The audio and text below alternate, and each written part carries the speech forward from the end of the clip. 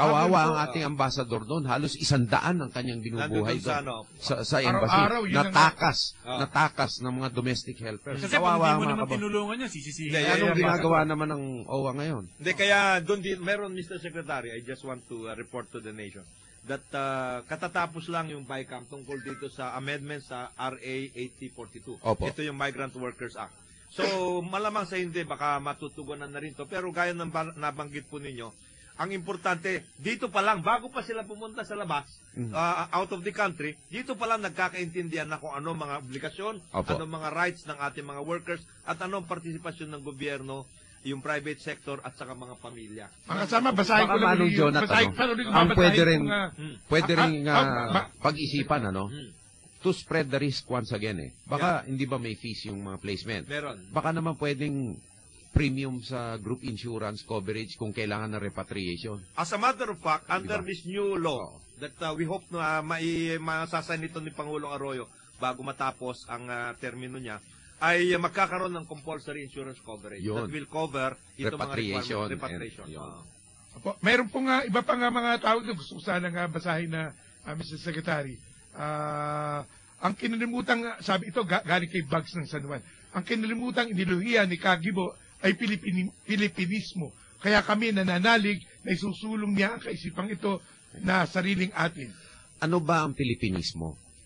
Sa akin po, ang Pilipinismo ay ang pagrerespeto sa pagkakaiba-iba ng mga Pilipino.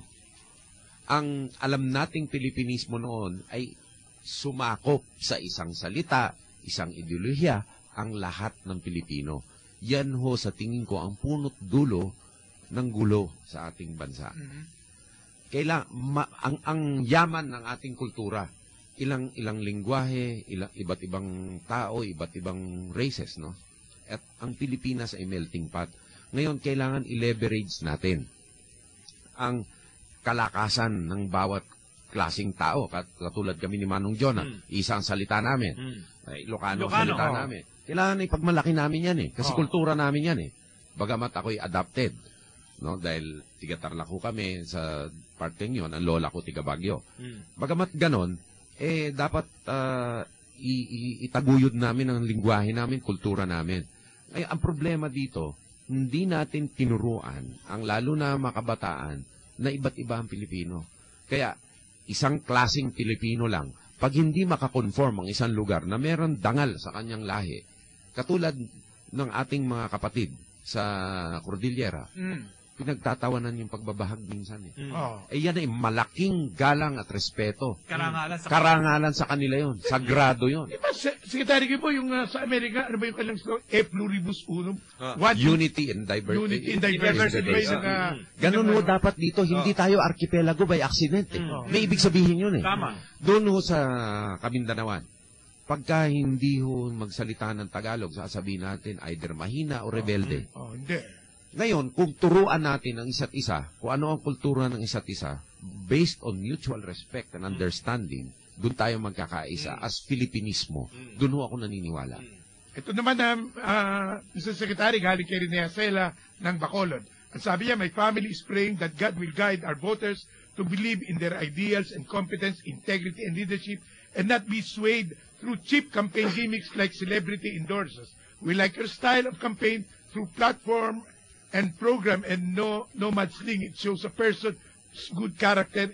In my own little way, I campaign for you by convincing my relatives and friends through your speeches downloaded from YouTube and columns from respectable columnists. Good luck and God bless. Meron kayong YouTube?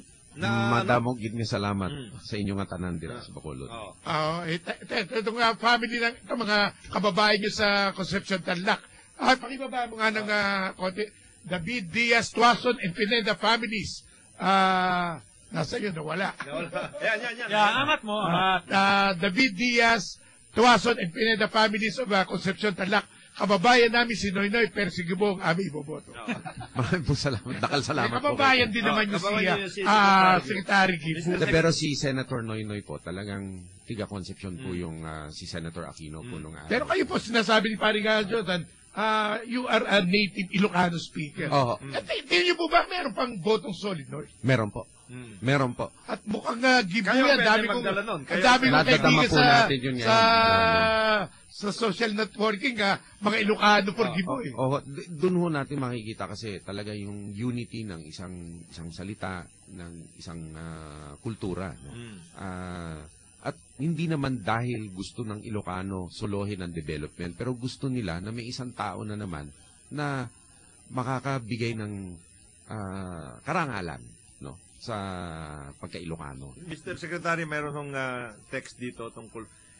Itong PCGG, lumalabas na parang remnant ito ng isang sitwasyon na ang naging kalakaran ay parang pagbebenggansa o hate. Meron bang pagkakataon na itong PCGG at some point in time ay mawawala na ito at yung mga kaso kung meron man ay magkakaroon na ng katuparan maayos sapagkat kung hindi ho mangyayari yan, para tayong dinadala ito. Parang walang closure, dinadala natin palagi yung mga labanan ng nakaraan. Ito, Manong Jonathan, ako dapat maging maingat, ngunit maliwanag diyan sa usapin na yan. Pagkat ako'y naging abogado sa mga tao na may kaso sa PCGG. No. Kaya, ang dapat gawin dyan, the crucial thing that the President must do is to choose a person of unimpeachable integrity na humawak niyan. No. Ngayon, kung anuman ang kalalabasan ng mga kaso at nasa batas naman ang may maayos na pamamaraan ng pagsesettle nito na hindi lugi ang gobyerno at walang masasabi, transparent ang proseso. Ano ba ang mga kasulatan sa isang agreement? Pumayag ang korte. Ay maayos po yun. Court approved. Opo. Kaso sa ganang akin, the most crucial na aking gagawin ay ang pagpili ng tao na takatanggap-tanggap sa publiko. Kasi, Mr. Secretary, kaya ako natatanong yan, dahil hanggang ngayon, this is already, we are talking about 24 years of this thing. Hindi po pwedeng, ito, babalikatin na naman ng bansa yan hanggang sa susunod na mga taon, ano? Wala katapusan. Lumalabas naman ngayon, maski yung pinagmamalaki nila ng mga iba na administrasyon na nangyari at nagkaroon ng closure ng mga cases, most of these were the product of Compromise agreements, yes, correct. Pero ito ba, Secretary, katulad yan, case in point yung PCGG, re-reviewin nyo ho ba yung mga performance ng mga agencies na yan? Dapat. Ang sinasabi ni parang Jonathan ngayon, for 24 years, parang wala namang solid na mga dapat accomplishments. i-review.